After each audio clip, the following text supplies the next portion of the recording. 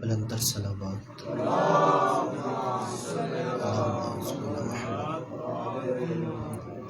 حسبنا اللہ ونعم الوکیل نعم المولا ونعم النصیر لا حول ولا قوة الا باللہ العلی العظیم اعوذ باللہ السمیع العلیم من الشیطان اللعین الرجیم بسم اللہ الرحمن الرحیم الحمد للہ الذی نور قلوبنا بنور الایمان وبصر اعیننا بضوء الفرقان والشکر لک یا ذا الفضل والاحسان الصلاة والسلام علی الذی جعلته نبیا فی اول ایجاد الکون والمکان ثم غوصته الف عام فی بحور العلم والبرهان ثم الصلاة والسلام على ناصر شریعته وقاضی دینه ومنفذ احکامه والمروج للایمان والمدمر لأهل الكفر والفسوق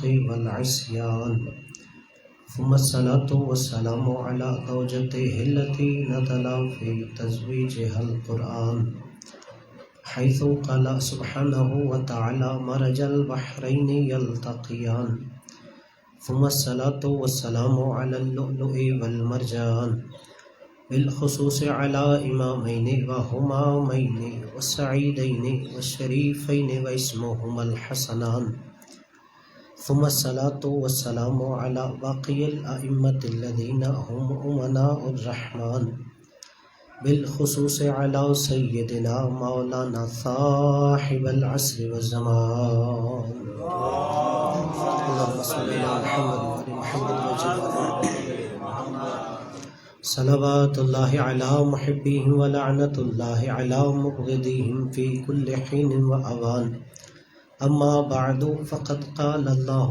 سبحانه وتعالى في كتابه الفرقان بسم الله الرحمن الرحيم وَلَسَوْفَ يُعْطِيكَ رَبُّكَ فَتَرْضَى مل کے باوازِ بلند صلوات پڑھیے اللہم صلی اللہ محمد نعرہ تکبیر مل کے خالق کا نام ہر بلندی سے بلند ہے، بلند آواز سے نعرہ تکبیر، نعرہ رسالت، یہ نعرہ مسلمان کی پہچان نعرہ ہوتا ہے، ہم سب کو اپنے اسلام کا مل کے اظہار کرنا چاہیے۔ نعرہ رسالت، نعرہ حیدری۔ صحیح مسلم کے باب الایمان میں نبی کی حدیث ہے کہ حضرت علی کی محبت مومن کی نشانی ہوتی ہے، سب مل کے اپنے ایمان کا اعلان کیجئے۔ نعرہ حیدری، حسینیت، یزیدیت، خاندان تطہیر پہ بلند تر صلوات پڑھیے۔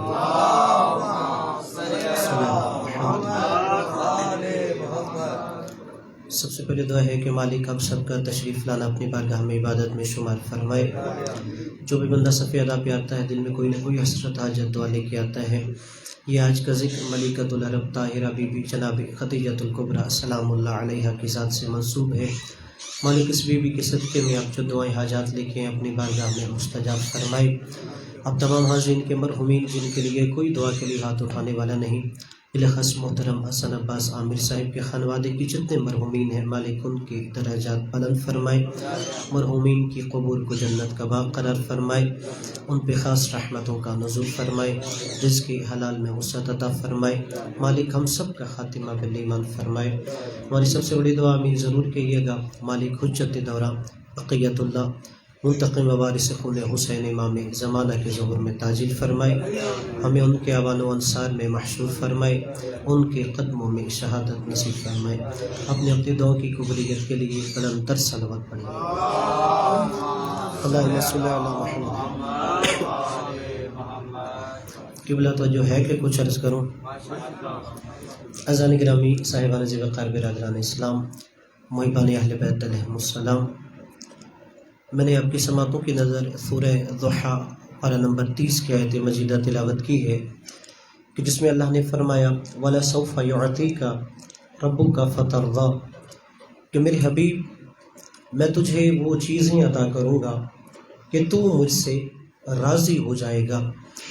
دیکھیے برادران اسلام، نبی کے بعد نبی کی امتیوں کے افکار تبدیل ہوئے، نظریات تبدیل ہوئے، لیکن آج بھی تمام دنیا کے مسلمان ایک نقطے پہ اکٹھے ہیں، اور وہ نقطہ یہ ہے کہ ہم سے اللہ راضی ہو جائے۔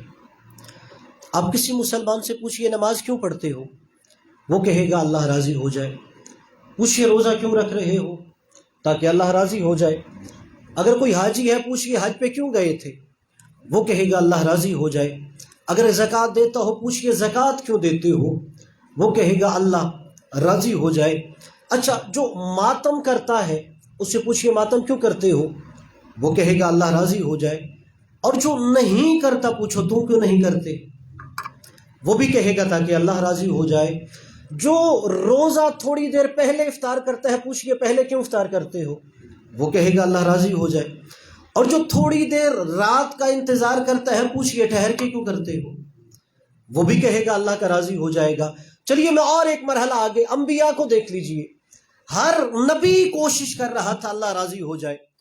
جناب ابراہیم جیسے نبی اسماعیل جیسے بیٹے کے گلے پہ چھری چلا رہے تھے مجھ سے اللہ راضی ہو جائے۔ یوسف جیسے نبی زندان میں جا رہے تھے اللہ راضی ہو جائے۔ اب قبلہ برادران اسلام، ساری کائنات یہ چاہتی ہے کہ ہم سے اللہ راضی ہو جائے، اور جو میں نے آیت پڑھی ہے اس میں اللہ کہہ رہا ہے مجھ سے میرا محمد راضی ہو جائے۔ یہ ساری کائنات میں اور نبی میں فرق ہے۔ ساری کائنات کہتی ہے اللہ راضی ہو جائے۔ اللہ نے کہا وَلَسَوْفَ يُعْطِيكَ رَبُّكَ فَتَرْضَىٰ، میرے حبیب تجھے چیزیں وہ عطا کروں گا تو مجھ سے راضی ہو جائے گا۔ اب لوگوں کو سوچنا چاہیے، اب وہ نبی کیسے ہم جیسے ہو سکتے ہیں؟ ہم اللہ راضی کرتے ہیں، اللہ محمد راضی کر رہا ہے۔ اب بندہ راضی ہوتا کیسے ہے؟ جب بندے کو اس کی مرضی کی چیز ملے تب راضی ہوتا ہے۔ اللہ نے کہا میرے حبیب آپ کو وہ چیزیں عطا کروں گا کہ آپ مجھ سے راضی ہو جائیں گے۔ بندہ کب راضی ہوتا ہے؟ جب مرضی کی چیز ملے۔ مثال دیتا ہوں، صرف مثال دے رہا ہوں، حقیقت نہیں ہے۔ اگر کوئی بندہ مجھے تاش کے پتے تحفے میں دے، میں اس تحفے پہ راضی کی بجائے ناراض ہو جاؤں گا، اس لیے کہ میری مرضی کے خلاف تحفہ ملا ہے۔ اور اگر کوئی بندہ حج یا عمرے کے لیے جائے یا کربلا جائے اور وہاں سے مجھے کوئی خاک کربلا کی تسبیح دے دے، میں اس کے اس تحفے پہ راضی ہو جاؤں گا۔ یعنی بندہ خوش تب ہوتا ہے اس کی مرضی کا تحفہ ملے۔ اب اللہ نے کہا میرے حبیب تجھے چیزیں وہ عطا کروں گا کہ تو راضی ہو جائے گا۔ اچھا قبلہ، کچھ اللہ نے ہم کو چیزیں عطا کی، جو اپنی امت نبی کو عطا کی وہ ساری پاک ہے۔ یعنی امت کو قرآن دیا، قرآن پاک ہے، کعبہ دیا، کعبہ پاک ہے، انبیاء دیے، انبیاء پاک ہے، اہل بیت دیے، اہل بیت پاک ہے۔ اب یہاں پہ خود سوچو، جو اللہ ہم جیسے ناپاک لوگوں کو نعمتیں عطا کرے وہ تو ساری پاک ہوتی ہیں، تو سوچو جو محمد جیسے پاک کو نعمتیں عطا کر رہا ہو ان نعمتوں کا مقام کیا ہوگا۔ چلیے صرف دو نعمتوں کا تذکرہ کر دیتا ہوں اسی سورہ ضحیٰ میں۔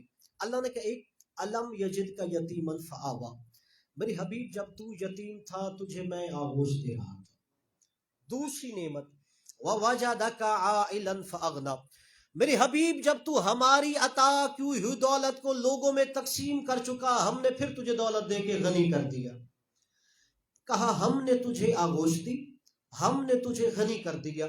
جائیے اپنے مرضی عالم مفتی کے سر پہ قرآن رکھ کے پوچھئے، سورہ ضحیٰ میں جس مال کا ذکر ہے وہ مال کس کا ہے، جس آغوش کا ذکر ہے وہ آغوش کس کی ہے؟ کہ جو اللہ نے کہا تجھے میں نے آغوش دی ہے، جو اللہ نے کہا تجھے میں نے مال دیا ہے، کہ پوچھئے وہ مال کس کا ہے، وہ آغوش کس کی ہے؟ تو ہر منصف مزاج عالم مفتی کہے گا آغوش ابو طالب علیہ السلام کی ہے اور مال جناب خدیجہ کا ہے۔ اچھا آغوش ان کی ہے، اللہ کہہ رہا تھا میں دے دوں۔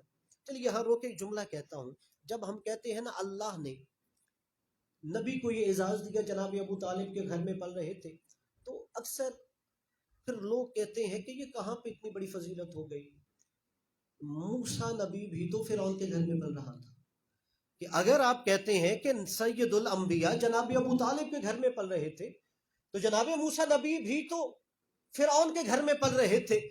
قبلہ جناب موسیٰ کا پلنا میرے نبی کے پلنے میں فرق یہ ہے، جائیے قرآن نہیں کوئی ضعیف روایت ہی دکھا دیجئے کہ جس حدیث قدسی میں اللہ نے کہا ہو موسیٰ تجھے فرعون نہیں میں پال رہا تھا، لیکن نبی جناب ابو طالب کا مقام یہ ہے کہ جب جناب سید الانبیاء ابو طالب کے گھر میں پل رہے تھے کہ اللہ کو یہ کہنا پڑ گیا تجھے ابو طالب نہیں میں پال رہا ہوں.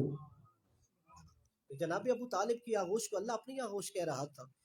اب دیکھیے اللہ نے فعل جناب خدیجہ کا اور فعل جناب ابو طالب کا اللہ نے اپنی طرف نسبت کیوں دی ہے؟ اب قرآن سے میں مثال دیتا ہوں اللہ کن ہستیوں کی نسبت فعل اپنے طرف دیتا ہے. قرآن میں ہے اِنَّا نَحْنُ نُحْيِي الْمَوْتَى وَنَكْتُبُ، ہم مردوں کو زندہ کرتے ہیں، وَنَكْتُبُ مَا قَدَّمُوا وَآثَارَهُمْ، جو تم عمل کرتے ہو ہم لکھ لیتے ہیں، جو عمل تم کرتے ہو وہ بھی لکھتے ہیں، صرف عمل نہیں اس عمل کا اثر بھی لکھ لیتے ہیں. عمل کیا ہے؟ مثلا آپ نے مسجد بنائی، مسجد 6 مہینے میں بن گئی، وہ مسجد 600 سال رہی، صرف 6 مہینے کا عمل نہیں 600 سال کا اثر بھی لکھ لیتا ہے. اب یہاں پہ اللہ نے کہا ہم لکھتے ہیں. کسی عالم سے پوچھئے یہ جو ہمارے عمل لکھتے ہیں اللہ لکھتا ہے یا فرشتے لکھتے ہیں؟ اللہ نہیں، وہ کہے گا فرشتے لکھتے ہیں. پھر اللہ نے کہا اِنَّا نَتَوَفَّاكُمْ، ہم تمہیں موت دیتے ہیں، تمہاری روحیں قبض کرتے ہیں. کسی بھی عالم بلا تفریق مذہب و مسلک جا کے پوچھئے یہ اللہ روح قبض کرتا ہے؟ وہ کہے گا اللہ نہیں بلکہ فرشتے ہیں، وہ فرشتے روح قبض کرتے ہیں. اچھا لکھتے فرشتے، اللہ نے کہا ہے میں لکھتا ہوں. روح قبض اللہ نہیں فرشتے کرتے ہیں، اللہ کہہ رہا ہے میں کرتا ہوں. اب جا کے پوچھی آخر کیا وجہ ہے کہ لکھتے فرشتے ہیں، اللہ کہہ رہا ہے میں لکھتا ہوں. روحیں قبض فرشتے کرتے، اللہ کہہ رہا ہے میں کرتا ہوں. علماء کہیں گے اس لیے کہ فرشتے لکھنے میں غلطی نہیں کرتے، فرشتے روحیں قبض کرنے میں غلطی نہیں کرتے. اللہ نے قرآن میں یہ دستور سمجھایا ہے کہ جب بھی میں کسی کے عمل کو اپنا عمل کہتا ہوں یہ وہی ہستیاں ہوتی ہیں جن کا عمل معصوم ہوتا ہے، کہ جن کے عمل میں غلطی نہیں ہوتی. تو اب ماننا پڑے گا اللہ نے جس کی آغوش کو اپنی آغوش کہا وہ آغوش بھی پاک تھی، جن کے مال کو اپنا مال کہا ان کا مال بھی پاک تھا.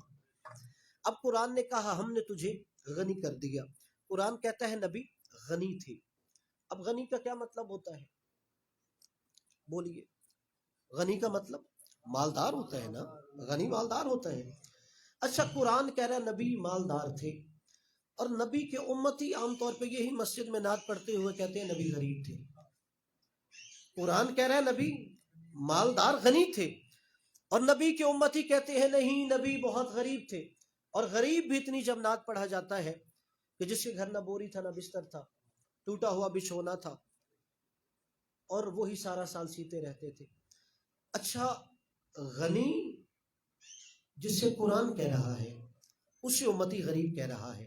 اور پھر جب جناب حلیمہ کا واقعہ بیان کیا جاتا ہے تو بڑی عجیب تاریخ بیان کی جاتی ہے کہ جناب حلیمہ جب مکہ میں آئی انہوں نے دیکھا کہ امیروں کے بچے تو اور دائیا لے کے چلی گئیں، اور دیکھا سرکار مصطفیٰ ابھی تک موجود ہیں.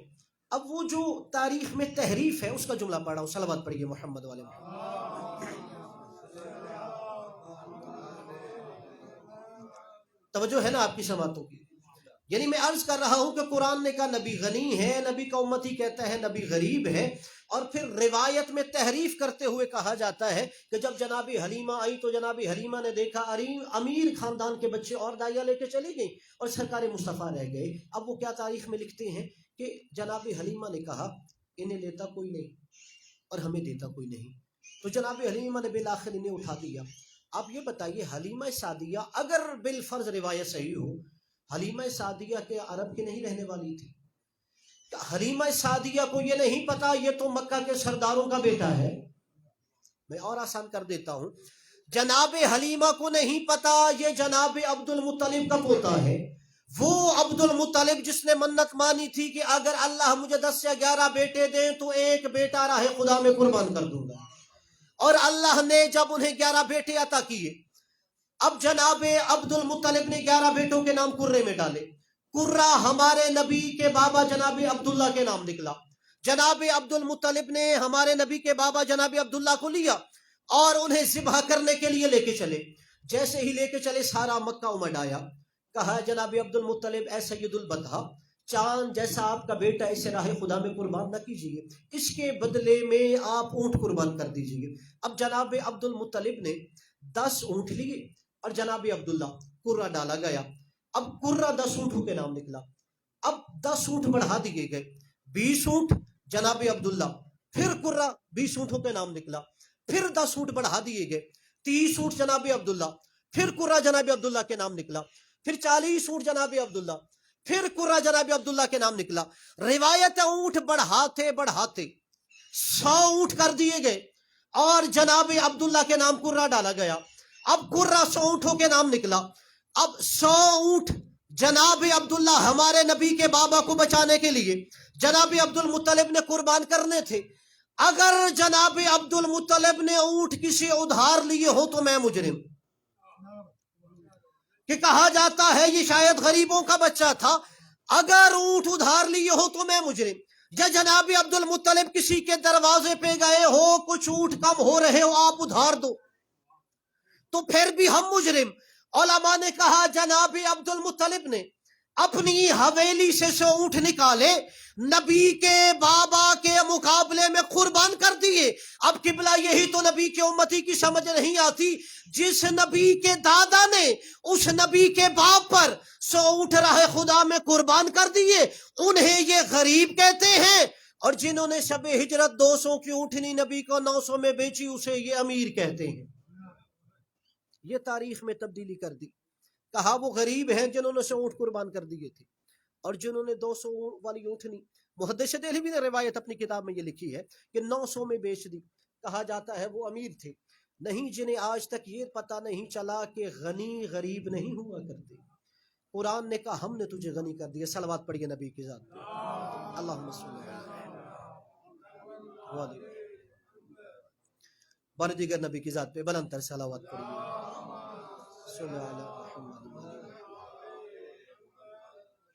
تو قرآن نے کہا میرے حبیب ہم نے تمہیں غنی کر دیا۔ وہ جس مال سے اللہ نے غنی کیا وہ مال جناب خدیجہ کا تھا۔ دیکھیے نبی کے عقد میں 15 تک روایات ہے کہ 15 تک ازواج آئیں، لیکن جائیے ہر بی بی کی اسلام میں جو اہمیت ہے، جتنی عزت ہے، ہم سب کو اتنی عزت دیتے ہیں۔ اور قبلہ جناب خدیجہ کا مقام و مرتبہ یہ ہے کہ ہر نبی کی زوجہ کے بیت المال سے وظیفہ لگے ہوئے تھے۔ ایک جناب خدیجہ وہ زوجہ تھی کہ جو خود اسلام کو وظیفے سے پالا کرتی تھی۔ اگر اور جملہ تبدیل کر دوں، یعنی اسلام کے بیت المال سے لینے والی زوجہ اور ہوتی ہے اور اسلام کو اپنے بیت المال سے پالنے والی اور ہوتی ہے۔ اور باقی ازواج اور جناب خدیجہ میں فرق یہ ہے، ام المعصومین اور ہوتی ہے اور ام المومنین اور ہوتی ہے۔ مسلمانوں کی ماں اور ہوتی ہے، معصومین کی ماں اور ہوتی ہے۔ اور جناب خدیجہ، اگر یہاں پہ روایتیں تو ایک پڑھی جاتی ہے کہ 40 سال عمر تھی جب رسول سے عقد ہوا، لیکن سید مرتضیٰ جو ہمارے مذہب کے بہت بڑے عالم ہیں، شیخ مفید کے شاگرد سید رضی جنہوں نے نہج البلاغہ جمع کی ہے، ان کے بھائی سید مرتضیٰ نے کتاب الشافی لکھی، انہوں نے اس میں روایت لکھی ہے کہ نہیں، جناب خدیجہ کی عقد کے وقت 28 سال تھی، اور جناب ابن عباس سے بھی وہ روایت ہے کہ جب عقد ہو رہا 28 سال تھی۔ چلیے جو بھی عمر ہو اسے چھوڑتے ہیں، لیکن اگر عمل اور ایمان کے دائرے میں دیکھیے، سنن ترمذی کی روایت پڑھ رہا ہوں، اور تفسیر ثعلبی میں سورہ آل عمران کی آیت نمبر 36 کے ذیل میں بھی اہل سنن مصنف لکھتے ہیں کہ نبی نے کہا کہ اگر ساری کائنات کی مستورات کو ایک فہرست مرتب کی جائے، جملہ میرا نہیں نبی کی حدیث ہے، اور اگر حالت روزہ میں جان بوجھ کر ربی سے جھوٹ بولا جائے تو روزہ ٹوٹ جاتا ہے، مکمل ذمہ داری سے بی بی کی سند نبی کی حدیث سے بیان کر رہا ہوں، فضیلت و کمال کیا ہے۔ نبی نے کہا کہ اگر ساری کائنات کی عورتوں کی فضیلتوں کی فہرست بنائی جائے، جو 4 عورتیں کائنات کی مستورات کی سردار نظر آئیں گی، ان میں 4 ناموں میں سے ایک نام خدیجۃ الکبریٰ کا ہوگا۔ ایک جناب مریم، دوسری جناب آسیہ، تیسری جناب خدیجہ، چوتھی جناب فاطمہ۔ اللہم صلی اللہ علیہ وسلم۔ نبی نے کہا یعنی کائنات میں جتنی بھی بیویاں ہیں وہ بیویاں جنتی ہو سکتی ہیں، یہ خدیجہ وہ ہے جو جنتیوں کی سردار نظر آتی ہے۔ اور پھر جناب خدیجۃ الکبریٰ، روایت کے جملے ہیں کہ رسول سے عقیدت کا عالم یہ تھا، ابھی رسول کے زواج میں نہیں آئی، آپ نے ایک خواب دیکھا، خواب کیا دیکھا کہ ایک سورج کا ٹکڑا آپ کے گھر میں اترا ہے، کہ جیسے ہی سورج آپ کے گھر میں اترا ساری کائنات کے در و دیوار روشن ہو گئے۔ جناب خدیجہ پریشان ہو گئی، اس خواب کی تعبیر کیا ہے کہ سورج میرے گھر میں اتر رہا ہے، ساری کائنات روشن ہو گئی۔ جناب خدیجہ پریشان ہوئی، ان کے چچا زاد بھائی جو توریت و انجیل کے عالم تھے ان کے پاس گئے، کہا میں نے عجیب خواب دیکھا ہے کہ سورج کا ٹکڑا میرے گھر میں آتا ہے، کائنات روشن ہو جاتی ہے، ابھی نبی نے اعلان نبوت نہیں کیا، ابھی جناب خدیجہ نبی کے گھر میں نہیں آئی، اور ان کے آنے سے پہلے توریت و انجیل کے عالم نے انہیں خواب کی تعبیر بتائی۔ خدیجۃ الکبریٰ، تمہیں اپنے نصیب پہ ناز ہونا چاہیے، تم اس شخص کی زوجہ بنو گی جسے نبوت و رسالت عطا ہوگی۔ آپ کو یہ منصب جلیلہ خدا عطا کرے گا کہ جسے اللہ نبوت و رسالت عطا کرے گا، آپ اس کی زوجہ بنیں گی۔ اور پھر کہتے ہیں کہ جناب خدیجۃ الکبریٰ کو پتا چلا کہ سید الانبیاء کی امانت و دیانت سارے مدینے میں، سارے مکہ میں ان کے چرچے ہیں۔ جناب خدیجہ نے رسول کو بلایا، اور جناب خدیجہ مضاربہ پہ تجارت کرتی تھی۔ کہتے ہیں کہ قریش کے سردار جناب خدیجہ کی اس طرح شراکت داری کرتے تھے کہ جب ایک قافلہ چلتا تھا 3 حصے جناب خدیجہ کے مال کے ہوتے، 1 حصہ مکہ کے سرداروں کے ہوتے۔ اور علماء نے یہاں تک لکھا کہ 80,000 اونٹ بھی کنارے جایا کرتی تھی، یہاں تک کہ مصر، شام اور یمن کے علاقوں میں تجارت ہوا کرتی تھی۔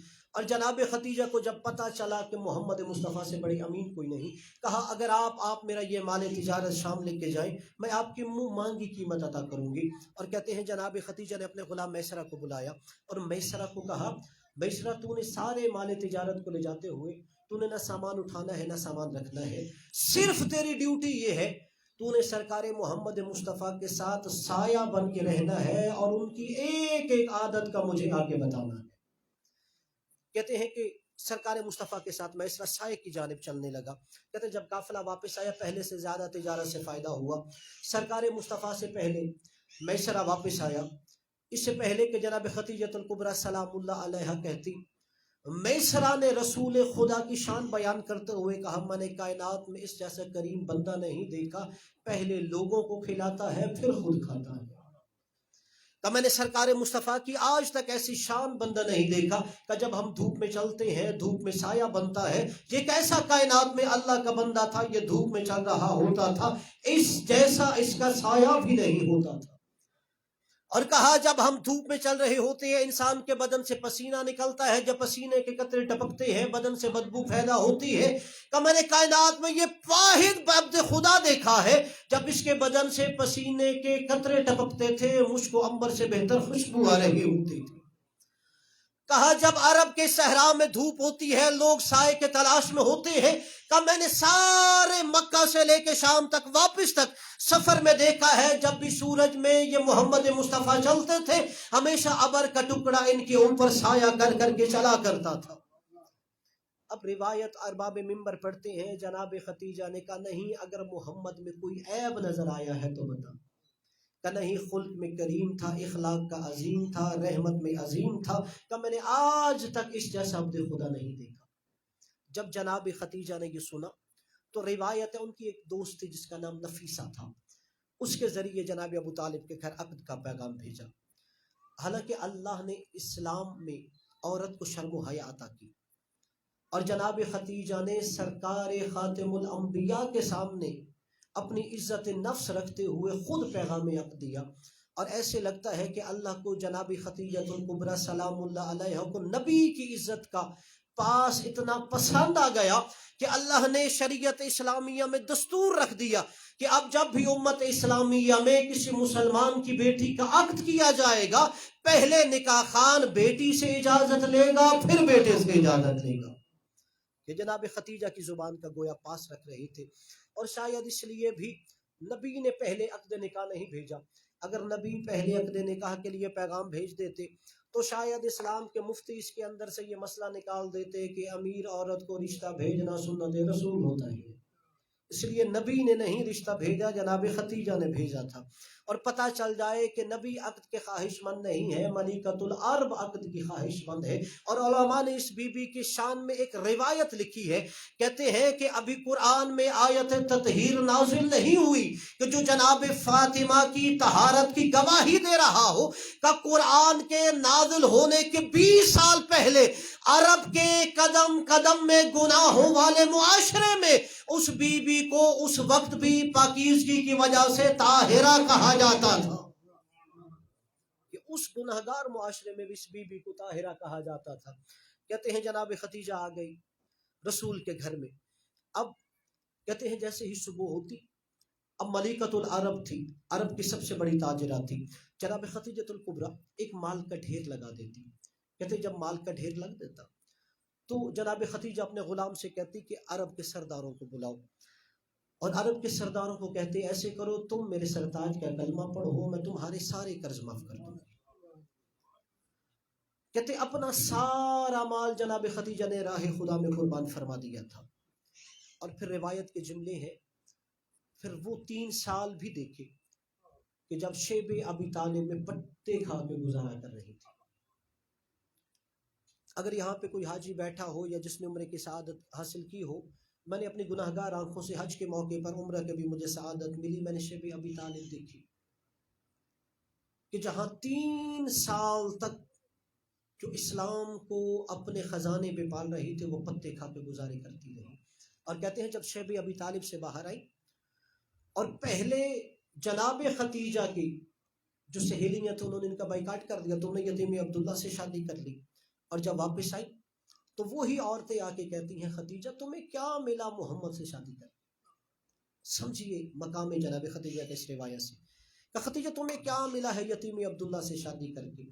دولت تمہاری چلی گئی، مال تمہارا چلا گیا، سونا تمہارا چلا گیا، چاندی تمہاری چلی گئی، غربت تم پہ آ گئی، افلاس آ گئی، فاقے آ گئی، ناداری آ گئی، تم نے پتے کھا کے گزارے کیے ہیں، تمہیں کیا ملا ہے یتیم عبداللہ شادی کر کے؟ جناب خدیجۃ الکبریٰ فخر سے سر اٹھا کے کہتی ہے، عرب کی عورتوں پھر اعتراض کرو مجھ سے کیا پوچھنا چاہتی ہو، کہ خدیجہ بتاؤ تمہیں یتیم عبداللہ سے شادی کر کے کیا ملا ہے؟ مال تمہارا چلا گیا، سونا تم نے قربان کیا، چاندی تم نے قربان کی، ہیرے چلے گئے، جواہرات چلے گئے، غربت آئی، ناداری آئی، افلاس آئی، فاقے تم نے برداشت کیے، پتے تم نے کھا کے گزارے۔ جناب خدیجہ کہتی ہے عرب کی عورتوں تمہیں کیا پتا میں نے کھویا کیا ہے، میں نے پالا کیا ہے؟ کہا عرب کی عورتوں محمد جیسا نبیوں کا سردار میرا سرتاج بن گیا ہے، اللہ نے خدیجہ جیسی بیٹی میری آغوش میں عطا کی ہے، میں جانتی ہوں علی جیسا مجھے داماد ملے گا، حسن سے لے کے مہدی تک میں 11 معصوم بیٹوں کی ماں بن گئی ہوں۔ اس سے بڑا مجھے کیا منصب چاہیے کہ فاطمہ جیسی بیٹی جو جنت کی عورتوں کی سردار ہے مجھے ماں مہک کے ثواب کرتی ہے۔ آخری جملے، چونکہ روزے کا وقت قریب ہے، دعاؤں کی قبولیت کا وقت ہے، اور کہتے ہیں جب آخری شب آ گئی نا، مشہور روایت کے مطابق یہ 10 ماہ رمضان کی شب، اور میں کہوں گا وہ جو 3 سال شب ابی طالب میں اس بی بی نے گزاری تھی، ان مظالم کی وجہ سے یہ بی بی شہیدہ ہو رہی تھی۔ عددر علماء کہتے ہیں اس شب کو رسول خدا آئے 10 رمضان المبارک، کہا خدیجہ تیرے مجھ پہ بڑے احسان ہے، خدیجہ جب لوگ مجھے پتھر مارتے تو مجھے ڈھارس دیتی تھی،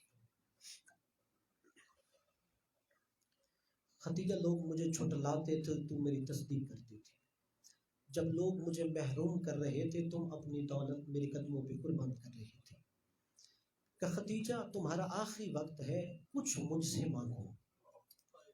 عزاداروں جو عبادت کرنے آیا ہے کوشش کرنا ہر آنکھ کا وضو ہو جائے تاکہ آنکھوں سے کیے ہوئے گناہ معاف ہو جائیں۔ افطار کا وقت ہے، روایت کے مطابق یہ دعا کی قبولیت کا وقت ہوتا ہے، دعاؤں کو ذہن میں جگہ دے کے روایت سنیے کہ خدیجہ کچھ مجھ سے مانگ، کہ اللہ کے نبی مجھے کیا چاہیے، نبیوں کا سردار میرا شوہر ہے، فاطمہ جیسی میری بیٹی ہے، میں جانتی ہوں علی جیسا میرا داماد بنے گا، حسن سے لے کے مہدی تک معصوم بیٹے مجھے ماں کہہ کے سلام کریں گے، اللہ کے نبی مجھے کچھ نہیں چاہیے۔ رسول نے اصرار کیا، نہیں خدیجہ محمد کہہ رہا ہے کچھ مانگ، اجرکم علی الزہرا، کہ اللہ کے رسول کچھ نہیں چاہیے۔ عزاداروں جب اصرار کیا ہے نا کہ کچھ مانگ، کہتے ہیں کہ اپنی 5 سال کی زہرا کو آواز دی کہ زہرا میرے قریب آؤ۔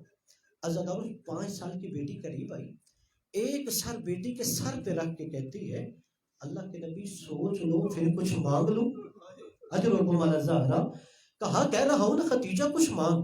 عزادارو 5 سال کی کم سن بیٹی کے سر پہ ہاتھ رکھ کے کہتی ہے اللہ کے نبی صرف اتنا مانگتی ہوں، تیرے دشمن زیادہ ہیں میری بیٹی ایک، اجرکم علی الزہرا، صرف اتنا مانگتی ہوں میرے بعد کبھی میری زہرا نہ روئے۔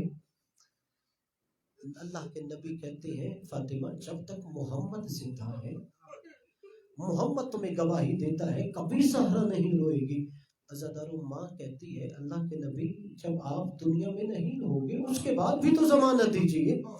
کنے خدیجہ اپنے بات کی ضمانت نہیں دیتا۔ یہاں ارباب منبر یہ روایت بیان کرتے ہیں نبی نے کہا خدیجہ جب تک میں زندہ ہوں تیری زہرا کبھی نہیں روئے گی، ہاں جب محمد دنیا سے چلے جائیں گے یہی تیری زہرا ہوگی، دربار ہوگا۔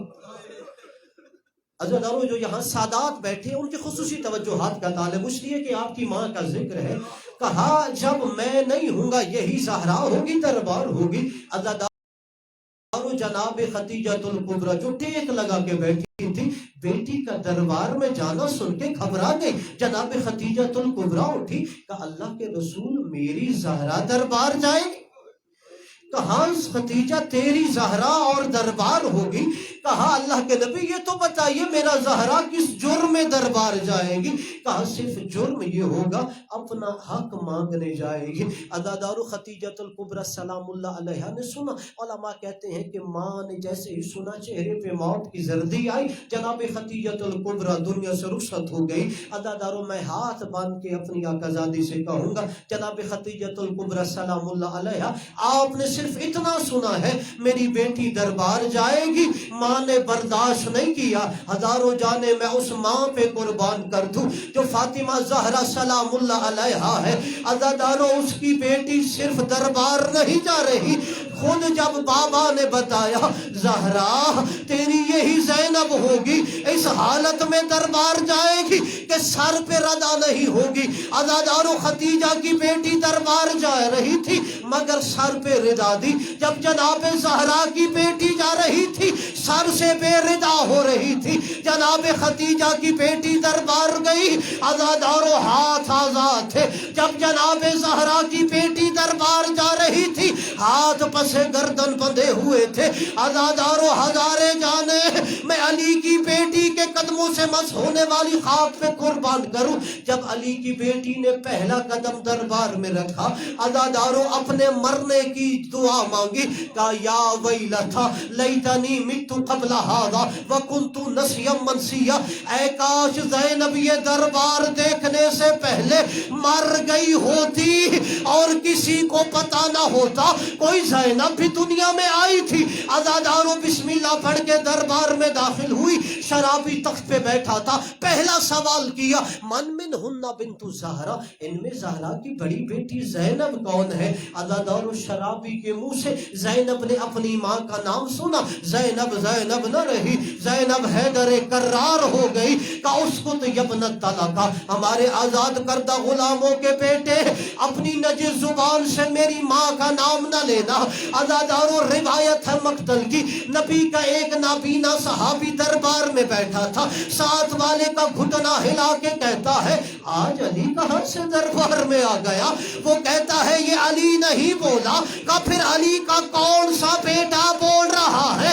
کہ علی کا بیٹا نہیں، علی کی بیٹی بول رہی ہے۔ نابینا صحابی کھڑا ہو کے کہتا ہے تجھے یہ بات کرتے ہوئے شرم نہیں آئی؟ کجا علی کی بیٹی، کجا شرابیوں کا دربار، کا تیری آنکھیں نہیں ہیں تو دیکھ نہیں سکتا؟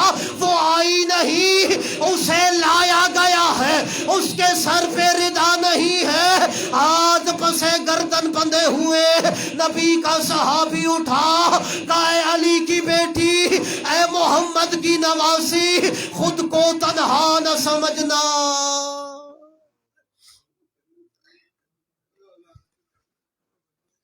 اللہ لعنت اللہ علی القوم الظالمین۔ وَسَيَعْلَمُ الَّذِينَ ظَلَمُوا أَيَّ مُنقَلَبٍ يَنقَلِبُونَ۔ الہی تجھے واسطہ محمد والے محمد ہماری اس عظیم عبادت کو شرف قبولیت عطا فرما، اس ذکر کے صدقے میں ہمارے گناہوں کو معاف فرما، ہمارے والدین و اساتذہ کے گناہوں کو معاف فرما، ہم سب کے مرحومین کے درجات بلند فرما۔ بار الہ تمام حاضرین کے مرحومین جن کے لیے کوئی دعا فاتحہ پڑھنے والا نہیں، بالاخص اہل خانہ محترم حسن عباس عامر صاحب اور اس خانوادے کے جتنے مرحومین ہیں، بار الہ ان سب کے درجات بلند فرما، ان پہ قبر کی منازل آسان فرما، ان کی قبور کو اعمال صالحہ کے نور سے منور فرما، آئمہ معصومین کے انوار مقدسہ سے منور فرما، حوض کوثر کے جام سے سیراب فرما، ہم سب کا خاتمہ بالایمان فرما۔ بار الہ دعا کی قبولیت کا وقت ہے، تجھے واسطہ محمد والے محمد کو، تجھے واسطہ ملکۃ الارض خدیجۃ الکبریٰ سلام اللہ علیہا کا، کتنی ایسی دعائیں ہوتی ہیں انسان کے دلوں میں جو دل زباں پہ نہیں لا سکتا، تمام حاضرین اہل خانہ کی ایسی دعاؤں کو مستجاب فرما، پریشان حال کی پریشانیاں دور فرما، تنگ دست حال کی تنگ دستی دور فرما، ملکۃ الارض کے صدقے میں تمام حاضرین اہل خانہ کو رزق حلال وافر عطا فرما، ہم سب کو دنیا میں ائمہ کی زیارت، آخرت میں شفاعت نصیب فرما، سوائے غم اہل بیت کے کوئی غم نصیب نہ فرما، یمن، بحرین، عراق، شام، فلسطین، کشمیر کے مظلوموں کی محافظت فرما، شام میں ثانیہ زہرا سلام اللہ علیہا کے روزے کی محافظت فرما، حزب اللہ کے مجاہدین کو فتح و کامیابی نصیب فرما، علماء عاملین کا سایہ ہمارے سروں پہ قائم و دائم فرما۔ پر الہ ہماری سب سے بڑی دعا حجت دورہ بقیت اللہ منتقم و وارث خون حسین امام زمانہ کے ظہور میں تاجیل فرما، ہمیں ان کے اوان و انصار میں محشور فرما، ان کے قدموں میں شہادت نصیب فرما۔ ربنا تقبل منا انک انت السمیع العلیم بحق محمد وآلہ الطاہرین۔ ایک دفعہ سورہ فاتحہ، 3 دفعہ سورہ اخلاص کی تلاوت کر کے اپنے اپنے مرحومین بالاخص محترم حسن عباس عامر صاحب کے خانوادے کے جتنے مرحومین ہیں ان کی ارواح کو عطیہ کیجیے۔ بسم اللہ الرحمن